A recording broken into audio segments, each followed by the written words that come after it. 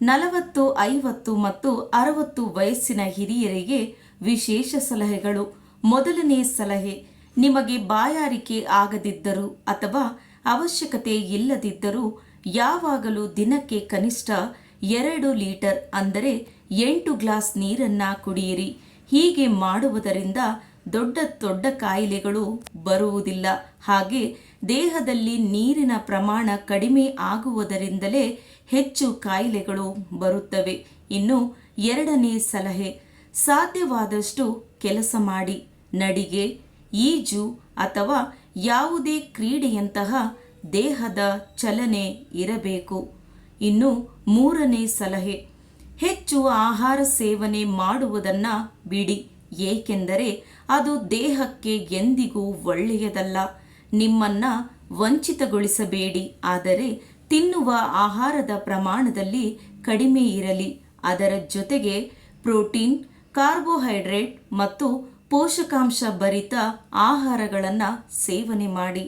ನಾಲ್ಕನೇ ಸಲಹೆ, ವಾಹನವನ್ನು ಅಗತ್ಯವಿದ್ದರೆ ಮಾತ್ರ ಬಳಸಿ ಹಾಗೂ ವಾಹನವನ್ನು ಚಲಾಯಿಸುವಾಗ ನಿಧಾನವಾಗಿ ಚಲಾಯಿಸಿ.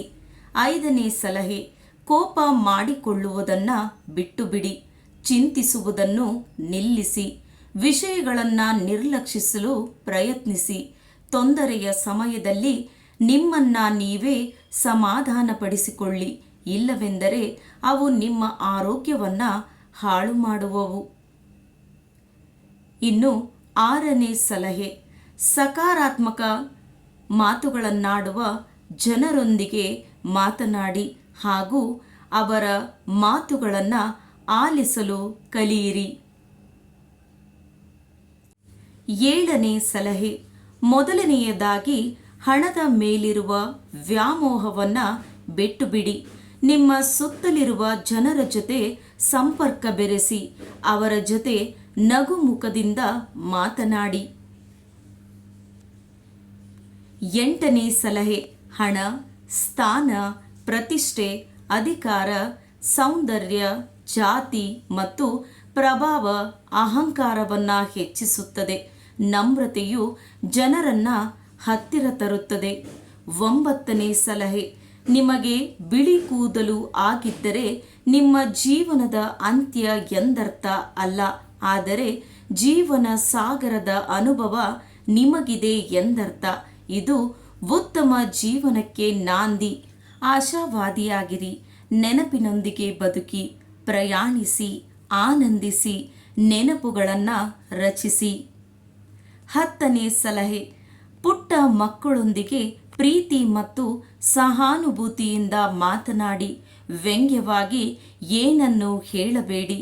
ನಿಮ್ಮ ಮುಖದಲ್ಲಿ ಪುಟ್ಟ ನಗುವನ್ನು ಇರಿಸಿ. ಎಷ್ಟೇ ದೊಡ್ಡ ಕಷ್ಟವಿದ್ದರೂ ತಾಳ್ಮೆಯನ್ನು ಕಳೆದುಕೊಳ್ಳಬೇಡಿ. ಕಷ್ಟ ಬಂದಾಗ ಯಾರ ಹತ್ತಿರವಾದರೂ ಸಹಾಯ ಕೇಳುವ ಮುನ್ನ 1000 ಬಾರಿ ಯೋಚನೆ ಮಾಡಿ. ಏಕೆಂದರೆ ಕಷ್ಟದ ಭಾರ ಸ್ವಲ್ಪ ಸಮಯ ಇರುತ್ತದೆ, ಆದರೆ ಸಹಾಯದ ಭಾರ ಜೀವನ ಪರ್ಯಂತ ಇರುತ್ತದೆ. ಸ್ನೇಹಿತರೆ, ಈ ನನ್ನ ಮಾಹಿತಿ ನಿಮಗೆಲ್ಲ ಇಷ್ಟವಾಗಿದೆ ಎಂದು ಭಾವಿಸುತ್ತೇನೆ.